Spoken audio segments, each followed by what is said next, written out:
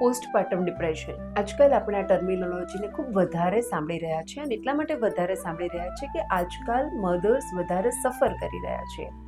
જ્યારે depression word સાંભળીને તો આપણને એવું થાય કે ઓહ મને ડિપ્રેશન થઈ ગયું છે.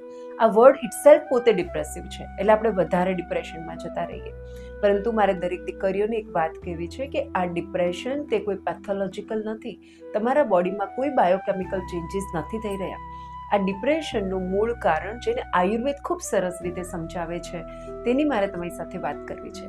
પોસ્ટપાર્ટમ ડિપ્રેશન જે છે એ થવાનું કારણ માતા જ્યારે ગર્ભવતી છે અને એની ડિલિવરી થાય છે તો એના પેટના ભાગમાંથી બાળકની આસપાસનું પાણી અને જર આ બધું જ એક સાથે ખાલી થઈ રહ્યું છે. હવે આપણે જાણીએ છીએ વિજ્ઞાનના સિદ્ધાંત પ્રમાણે કે જ્યાં કશું જ નથી, ખાલી છે ત્યાં હવા છે. એનો મતલબ કે આ ભાગમાં વાયુ પોતાનું સ્થાન લઈ રહ્યું છે. આયુર્વેદ એવું કહે છે કે જ્યારે વાયુ વધે અને અચાનક વધે ત્યારે એ આપણા વિચારો પર કંટ્રોલ આપણો નહીં રહેવા દે. ઊંઘ નહીં આવે, વિચારો જે આવે છે એ પણ નકારાત્મક આવે, બેચેની થાય, અકળામણ થાય, જેને આપણે પોસ્ટપાર્ટમ ડિપ્રેશન કહીએ છીએ. આ ડિપ્રેશન પહેલાં નહોતા ને અત્યારે કેમ વધ્યા? પહેલાંના સમયમાં દરેક દીકરી પોતાની ડિલિવરી પછી સુવાવડનો જે સમય છે, સૂતિકા ધર્મ, તેનું ખૂબ સારી રીતે પાલન કરતી હતી, જે 40 દિવસનું એટલે કે 1.5 મહિનાનું હોય. આજકાલ દીકરીઓ ડિલિવરી પછી તરત જ મોબાઈલમાં, રીલ્સમાં અટવાઈ જાય છે, જે તેનો વાયુ વધારે ઇમ્બેલેન્સ કરે છે. બીજું કે આજકાલ ડિલિવરી પછી જે ફૂડ કેર થવી જોઈએ તે ફૂડ કેર થઈ રહી નથી.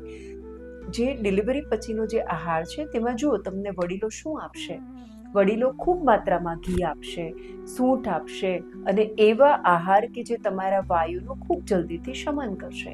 તો આજે એ આહાર પણ આપણે લઈ રહ્યા નથી. ત્રીજું, માલિશ કરીને શેક લેવાનું ફરજિયાત હતું, જે પણ આજે આપણે લઈ રહ્યા નથી. અને માલિશ કરી રહ્યા છીએ તો કોઈ ફેન્સી તેલથી માલિશ કરી રહ્યા છીએ. કાળા તલનું તેલ એ બેસ્ટ વાયુ શામક છે. તો સુવાવડ પછીનું જે મસાજ છે ને એ કાળા તલના તેલથી થવું જોઈએ, જે આપણે નથી કરી રહ્યા. અને આપણને એવું લાગે છે કે ડિલિવરી પછી શેકનું મહત્વ છે. શ્વેકનું નહીં, સ્વેદનનું મહત્વ છે. સ્વેદન એટલે શું? ગર્ભવતી માતા જ્યારે નીચેથી લાકડા કે કોલસાનું શેક કરી રહી છે ત્યારે એના ઉપર એમને ગરમ બ્લેન્કેટ ઉડાડી દેવામાં આવે અને ક્યાં સુધી શેક લેવાનો છે? જ્યાં સુધી માતાના દરેક રોમ છિદ્રમાંથી પસીનો બહાર ન નીકળે. આ સ્વેદનથી વાયુનું શમન થાય છે. તો અત્યારે આપણો શેક પણ ઇલેક્ટ્રિક શેક થઈ ગયો, જે ડ્રાય શેક છે, જેમાં કોઈ જાતનો પસીનો થતો નથી. તો મારે માત્ર દરેક દીકરીઓને એક જ મેસેજ આપવો છે કે પોસ્ટપાર્ટમ ડિપ્રેશન એ કોઈ બાયોકેમિકલ ચેન્જીસ નથી, એ નેચરલ છે.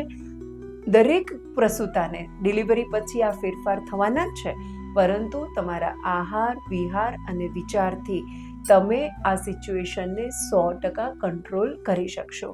વધારે માર્ગદર્શનની જરૂર પડે છે કોઈ પણ દીકરીને તો ડિસ્ક્રિપ્શનમાં અમે અમારો નંબર આપેલો છે.